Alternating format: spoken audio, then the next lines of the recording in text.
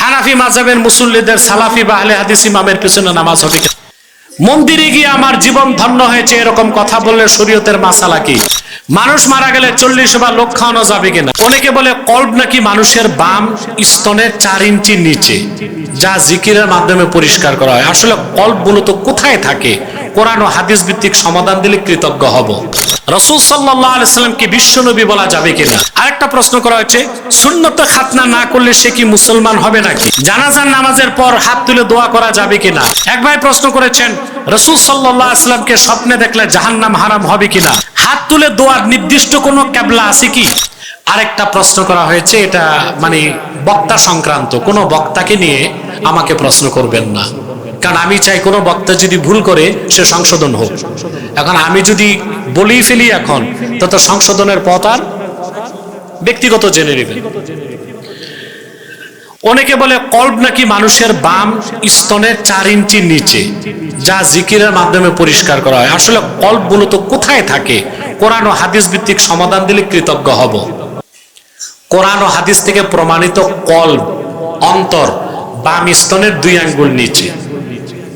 এখন কিছু বক্তা বলে যে কলব নাকি মাথায়, তা আমি বলছি যে বলে কলব মাথায় তার মগজ হাঁটুতে। কারণ যদি আপনার মগজ যদি থাকে মাথায়, তো কলব জায়গা নিবে কই? তো যে বলে কলব মাথায় তার মগজ কই? হাঁটুতে। এটা ভুল কথা, এগুলো খুবই বিভ্রান্তিকর কথা। এখন কোরআন কি বলছে দেখেন, আল্লাহ কোরআন কারীমে স্পষ্ট বলেছেন,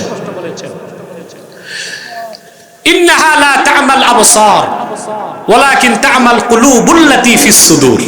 কোরআন কারীম আল্লাহ বলছেন আসলে কাফেররা কপালের চোখে অন্ধ না, বরং অন্তর চোখ সমূহে তারা অন্ধ, সত্যকে দেখতে পায় না। আল্লাহ বলেছেন ফিস সুদূর। এখন মাথার আরবি হচ্ছে রাস, রাসুন। মাথার আরবি কি? রাসুন। কথা বলেন না মুরব্বী, মাথার আরবি কি? রাসুন। বহুবচন রুউস, বহুবচন কি? আল্লাহ কি বলছেন ফির রুউস ফিস সুদূর। সাদরুন মানে বুক, সাদরুনের বহুবচন সুদূর। তা আল্লাহ তো বলেই দিয়েছেন কলব থাকে কই? বুকে। তাহলে মাথায় এটা বলা যাবে? এরপরে আসেন,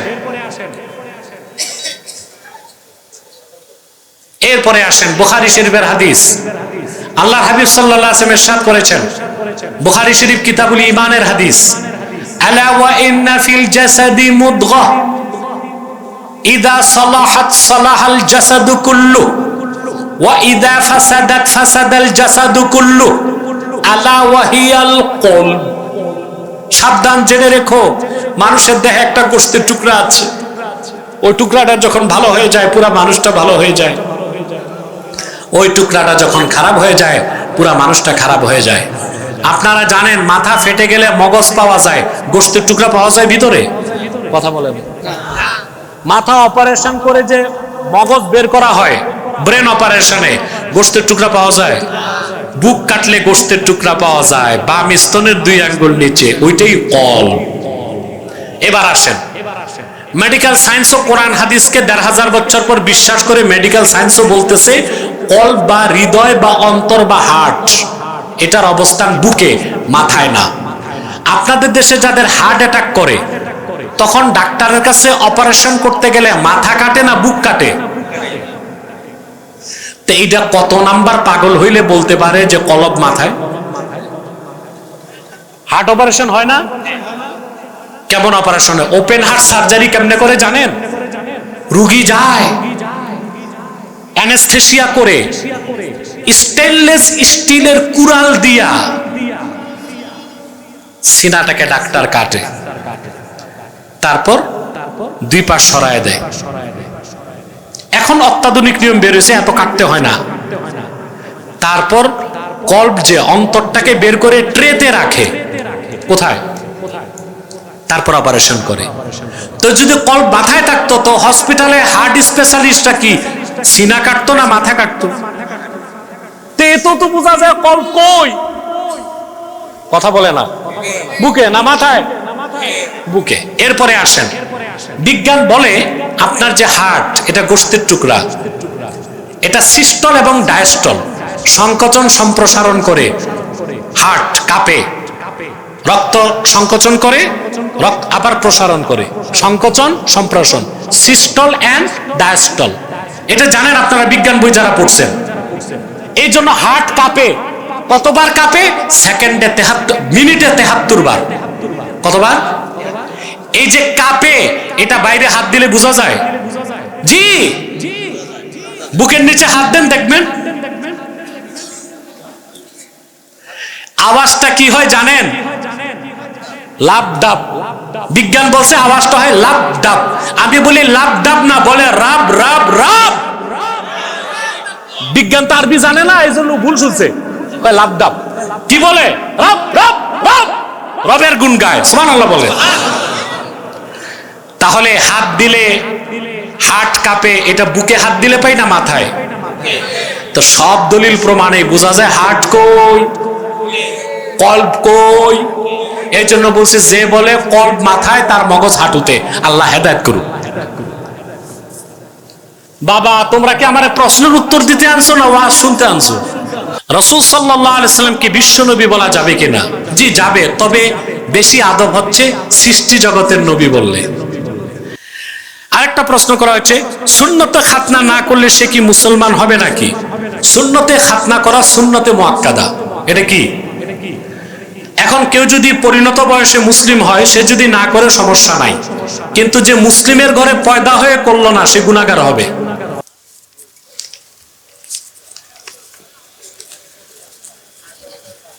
জানাজার নামাজের পর হাত তুলে দোয়া করা যাবে কিনা? আরে ভাই ঝগড়া করেন না, যেখানে দোয়া হয় কইরেন, যেখানে হয় না মাথা ফাটায়েন না। এক ভাই প্রশ্ন করেছেন, রাসূল সাল্লাল্লাহু আলাইহি ওয়াসাল্লামকে স্বপ্নে দেখলে জাহান্নাম হারাম হবে কিনা? জি, যদি কোনো ঈমানদার আল্লাহ রাসূল সাল্লাল্লাহু আলাইহি ওয়াসাল্লামকে স্বপ্নে দেখার সৌভাগ্য লাভ করে, আল্লাহ তার জন্য জাহান্নাম হারাম করে দিবেন। হাত তুলে দোয়ার নির্দিষ্ট কোনো কিবলা আছে কি? জি, দোয়া যদি আপনি কিবলামুখী হয়ে করেন সওয়াব, তবে কিবলামুখী হয়ে দোয়া করতে হবে এটা শর্ত না। আমরা হাত তুলি এইভাবে, তালু কোন দিক থাকে? ঠিক না? যারা রাসূল সাল্লাল্লাহু আলাইহি ওয়াসাল্লামকে নূর, হায়াতুন নবী ও মিলাদ কিয়াম মানে, তাদের পিছনে নামাজ পড়া যাবে কিনা? অবশ্যই যাবে, তারা ভালো মানুষ, নেককার মানুষ। সূরা দোহার 7 নং আয়াতে আল্লাহ তাআলা তার হাবিব সাল্লাল্লাহু আলাইহি ওয়াসাল্লামকে কি বলেছেন? আপনি কি বলতে চান ওয়াজাদাকা দাল্লান ফাহাদা? ওই আয়াতের ব্যাখ্যাটাই জানতে চাচ্ছেন? দেখুন, দল্লা ইয়াদিল্লু থেকে দালালাত শব্দের বহু অর্থ, বুঝছেন? এখন দাল্লান শব্দের একটা অর্থ পথভ্রষ্ট, দাল্লান শব্দের আরেক অর্থ অমনোযোগী, দাল্লান শব্দের আরেক অর্থ হচ্ছে পথ যে খুঁজে। তো ওয়াজাদাকা দাল্লান ফাহাদা এই আয়াতের তরজমা করতে যে আল্লাহর হাবিবের শানে পথভ্রষ্ট শব্দ যে ব্যবহার করবে, তাৎক্ষণিক সে কাফের হয়ে যাবে। এই তরজমা করা যাবে। যেমন আল্লাহ তাআলা হযরত ইউসুফের ব্যাপারে বলেছেন, ইউসুফ আলাইহিস সালাম, তাদের বাবার নাম ইউসুফ ও তার ভাইদের বাবার নাম কি ছিল? ইয়াকুব। কথা বলে না? ইউসুফ নবী যখন কেনান থেকে মিশরে গেছেন, তার আগেই তার বাপ নবী ছিলেন না? তা আল্লাহ কোরআন কারীমে বলেছেন, তা ভাইরা ভাইরা বলতে লাগলো ইউসুফের বিরুদ্ধে চক্রান্ত করতে যাইয়া। সূরা ইউসুফে আল্লাহ বলেছেন, তারা বলছে ইন্না আবানা লাফি দালালিম মুবিন, অর্থাৎ আমাদের বাবা ইউসুফকে বেশি আদর করে। তো দালালিম মুবিন তরজমা যদি শাব্দিক করেন তাফসীর বাদ দিয়া, তাহলে তরজমা করতে হয় নিশ্চয় আমাদের বাবা সুস্পষ্ট গোমরাহিতে নিমজ্জিত, অথচ ইয়াকুব তখন নবী। তাহলে এখানে ফি দালালিম মুবিনের অর্থ হবে যে নিশ্চয় আমাদের পিতা আমাদের ব্যাপারে অমনোযোগী, আমাদের পিতা আমাদের ব্যাপারে। এটা ইয়াকুব নবীর শানের খেলাফ গেল না? কথা বুঝেন না? অতএব দাল্লান শব্দের অর্থ কি? ওয়াজাদাকা দাল্লান ফাহাদা, এর অর্থ হচ্ছে মুহাম্মদ সাল্লাল্লাহু আলাইহি সাল্লাম, আপনার রব আল্লাহ আপনি মানব জাতির মুক্তির জন্য পথ খুঁজতেছিলেন, আপনাকে কি মানব জাতির মুক্তির জন্য পথ দেখায় দেন নাই? এই হচ্ছে তারজামা, এই হচ্ছে তাফসীর। আমার তো সূরা দোহার লিখিত তাফসীর এখন আছে, আর স্টেজে আছে, নিয়ে যাবেন। কিসমত ভালো আপনাদের, আজকে কিতাব আনা হয়েছে। একটা দেখি প্রশ্ন। বাহ, হানাফি মাযহাবের মুসল্লিদের সালাফি বা আহলে হাদিস ইমামের পিছনে নামাজ হবে কিনা? আরে ভাই, সালাফি বা আহলে হাদিস যে বলে, তার আকীদায় যদি ইবনে আব্দুল হাব নজদির কোনো বাতিল আকীদা না থাকে, তাহলে তার পিছনে নামাজ হবে।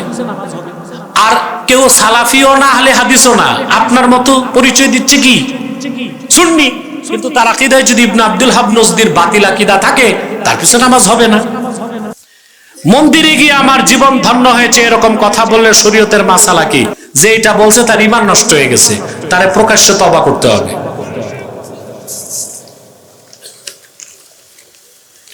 মানুষ মারা গেলে 40 বার লোক খাওয়ানো যাবে কিনা? আরে ভাই, 36 দিনের দিনও খাইতে পারবেন, 30 দিনের দিনও পারবেন, 40-এর দিনও পারবেন, 50 দিনের দিনও পারবেন। ওয়াজিব ফরজ বানানো যাবে না। এই নিয়তে খাওয়াতে পারবেন যে আল্লাহর বান্দাদের খাওয়াইলে সওয়াব হবে, সওয়াবটা আমার বাবা পাবে। এখানে নিয়তের সাথে সম্পর্ক, ভাষার সাথে সম্পর্ক।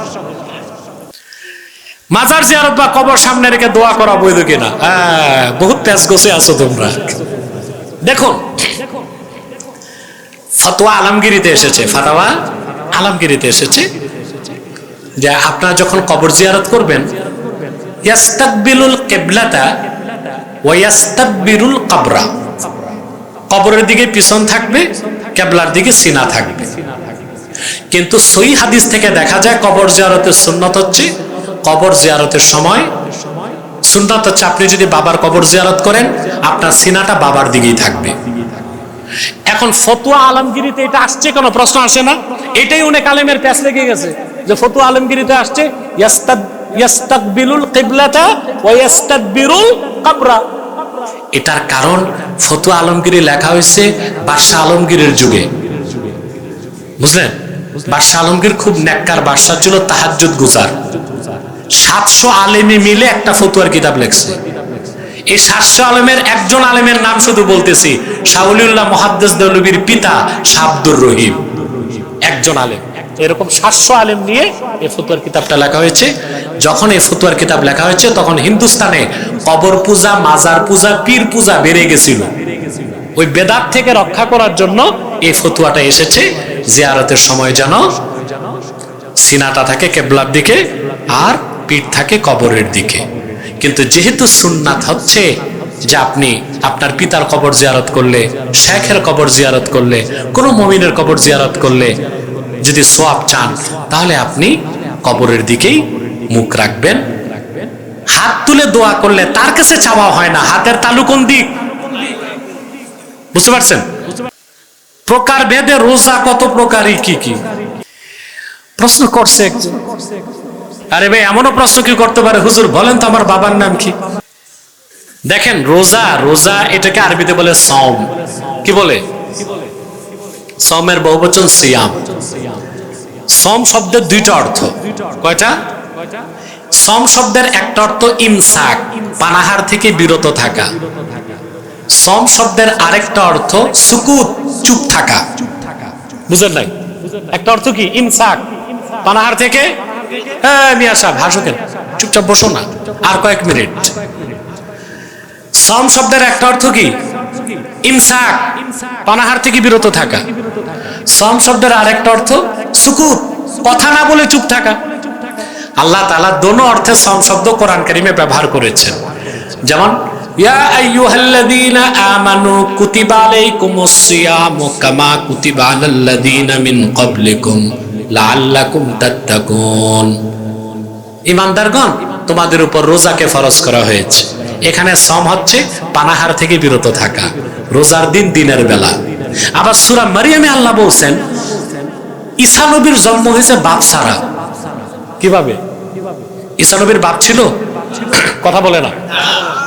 ওই এক মৌলভী সাহেব গেছে ইন্টারভিউ দিতে ইমামতির, তো কমিটির লোক তো জাহেলে মুরাক্কাব গায়রে মুফিদ। ইমাম সাহেবদের ইন্টারভিউ নিতে আলেমরা না? আমাদের দেশে নাই কারা? কমিটির লোক, সুদখোর, ঘুষখোর, কাদা বগদাদি পড়ে নাই, হে ইন্টারভিউ নেই। তো যেমন কমিটি অমন ইমাম। ইমামরে কমিটির সভাপতি জিজ্ঞেস করে, কোন তুই ঈসা নবীর দাদার নাম কি? তো ইমামও তো জাহেলে কয় এটা ভুলে গেছি। আরেক ইমাম আরেক আলেম শুই না সটকনে একটা দিয়া কয়, তুই জানোস না ঈসা নবীর বাবাই ছিল না, দাদা থাকবে কোত্থেকে? ঈসা নবীর বাপ ছিল না, শুধু মা মারিয়াম থেকে ঈসা নবী জন্ম নিয়েছেন আল্লাহর হুকুমে। এখন মানুষ এসে ত্যাক্ত বিরক্ত করবে না? এই মরিয়ম, তোমার তো বিয়ে হয় নাই, বাচ্চা কেমনে? আল্লাহ নির্দেশ, মারিয়াম বলছেন, ইন্নী নাযারতু লিররহমানি সাওমা ফালান উকাল্লিমাল ইয়াওমা ইনসিয়া। রহমানের নামে আমি মান্নত করলাম, সওম রাখবো। সওম মানে চুপ থাকবো, কোন মানুষের সাথে কথা বলবো না। তাহলে সওম বা রোজার একটা অর্থ পানাহার থেকে বিরত থাকা, সওম বা রোজার আরেক অর্থ কথা না বলে চুপ থাকা। এখন কোথায় কি অর্থ নিবেন? শুধু তর্জমা পড়লে হবে? হাদিস থেকে অর্থ নিতে হবে, বুঝেন নাই? এখন কোন ধান্দাবাজ যদি, যেমন একটা গ্রুপ বের হয়েছে আহলে কোরআন দাবিদার, এগুলো আহলে কোরআন না আহলে শয়তান। ওরা শুধু কোরআন মানে, হাদিস মানে না। যারা হাদিস মানে না নিঃসন্দেহে তারা কাফের। তো তারা যদি হাদিস না মানে তাহলে ইসলামের অস্তিত্ব থাকবে না। যেমন সওমের দুইটা অর্থ, সওমের একটা অর্থ পানাহার না করা, সওমের আরেকটা অর্থ কথা না বলে। এখন কোন দান্দাবাজ যদি রোজার দিনে সকালে দুপুরে রাতে 3 বেলা ভালো করে রোস্ট খায়, শুধু কথা না বইলা চুপ থাকে, আর সে বলবে আমার রোজা হয়ে গেছে। কারণ রোজার তো দুই অর্থ, পানাহার না করাও রোজা, চুপ থাকাও রোজা। চলবে? কোথায় সওম অর্থ কি তা নির্ধারণ করতে হবে হাদিস থেকে, তাফসীর থেকে। শুধু তরজমা পড়ে কোরআনের ব্যাখ্যা করার সুযোগ কোরআন কারীমের না। কত প্রকার গুণ সম্পন্ন লোকের উপর যাকাত ফরজ? এক, ব্যক্তিকে হতে হবে ইমানদার, কি হতে হবে? আকেল। তারপর তাকে তার টাকাটা হালাল হতে হবে, পুরা হালাল। তারপরে নেশাব পরিমাণ সম্পদের মালিক হতে হবে। কি পরিমাণ? 52.5 তোলা রূপা বা 7.5 তোলা স্বর্ণ, কিংবা নগদে বর্তমানে প্রায় 50-52 হাজার টাকা থাকে। আর তা যদি হালা আলাইহিল হাউল, 1 বছর ঘুরে, তখন তার উপর যাকাত ফরজ হয়ে যাবে। লাখে 2,500, লাখে। তাহারাত বা পবিত্রতা কত প্রকার ও কি কি? তাহারাত বা পবিত্রতা 2 প্রকার, একটা আনজাসে জাহিরি আর একটা আনজাসে বাতিনি। ওযু গোসলের মাধ্যমে আপনি বাহ্যিক পবিত্রতা অর্জন করেন, এটা আনজাসে জাহিরি। আর তরিকত তাসাউফ জিকির দিয়া অন্তর পবিত্র করেন, ওটা হচ্ছে অন্তরের নাপাক দূর করলেন। কোন অমুসলিম যদি কোন মুসলিমকে সালাম বা আদাব দেয়, তার উত্তরে মুসলিম লোকটি কি উত্তর দিবে? জি না। কোন অমুসলিম সালাম দিলে আপনি পুরা ওয়া আলাইকুমুস সালাম বলতে পারবেন না, সর্বোচ্চ বলতে পারবেন ওয়ালাইকুম ওয়ালাইকুম, ডানে একবার বামে একবার। আপনার উদ্দেশ্য থাকবে 2 কাঁধের ফেরেশতা, বুঝেন নাই? আর যদি আরো বাঁচতে চান তো সে সালাম দিলে আপনি অন্য কথা দিয়ে উত্তর দিবেন, হ্যাঁ কেমন আছেন,